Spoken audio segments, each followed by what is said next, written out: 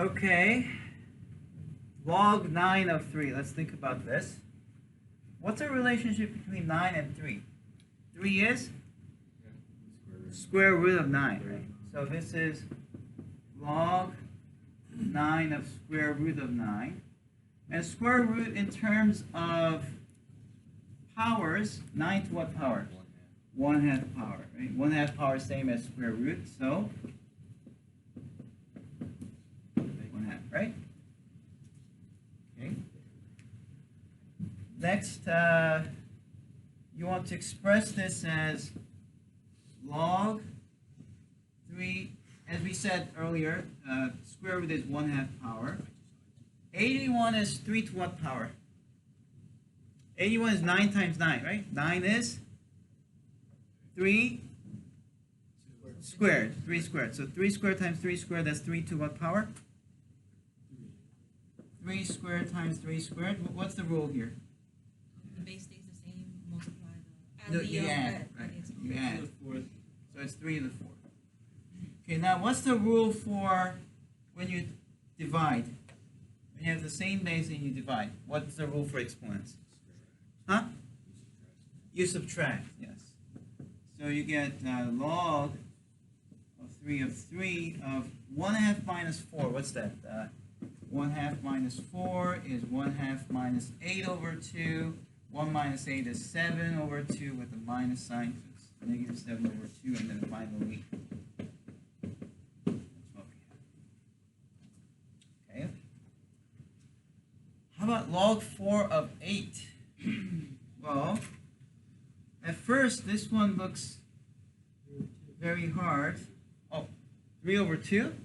How did you get that?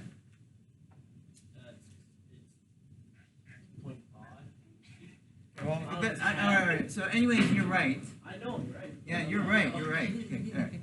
So think of this as 4 times 2. Right? 8 is 4 times 2, right?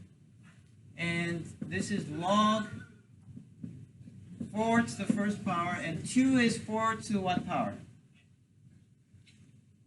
4 to what power is 2? Half power. Half power, because square root of 4 is 2, right? So it's half power. And then what's the rule?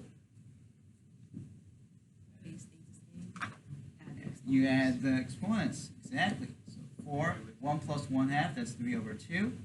They cancel, and you get 3 over 2. Okay. So we had some challenging problems. There's something else I want you to notice here.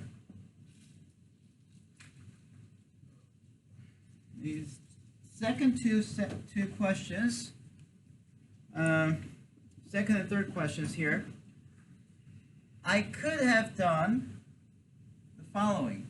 There's a rule that says log of any base, and if you divide, that's same as log 3 of x minus log 3 of y.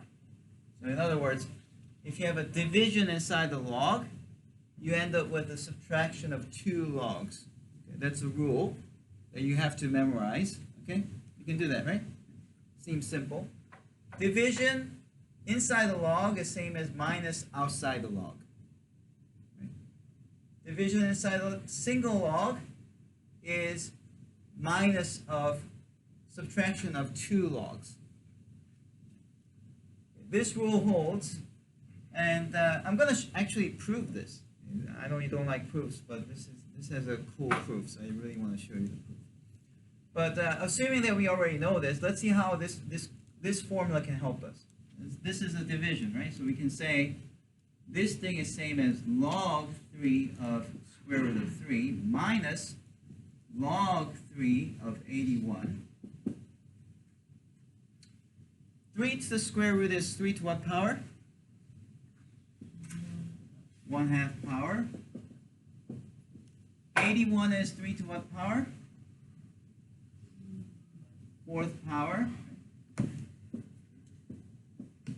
So you have 1/2 minus 4, which is negative 7 over 2, just like before. So that could have been slightly easier, I think. In order to calculate it, we start slightly easier. Now, this second one also, we can apply a formula which says log 4 of x times y. If you have a multiplication inside the log, that's same as log of the first one plus log of the second one. So you can say multiplication inside a single log is addition outside of two logs. Okay, that's the formula.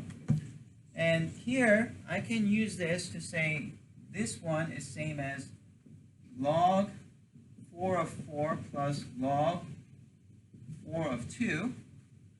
Because it's a multiplication, I made it as addition. Right? And then 4 itself is 4 to the first power. 2 is 4 to what power? Half power, so they cancel, and then you get 1 plus 1 half, which is again 3 over 2, just like before. Alright, so if you know these additional formulas, then it really helps you in calculating the logs. Sometimes it becomes a lot faster.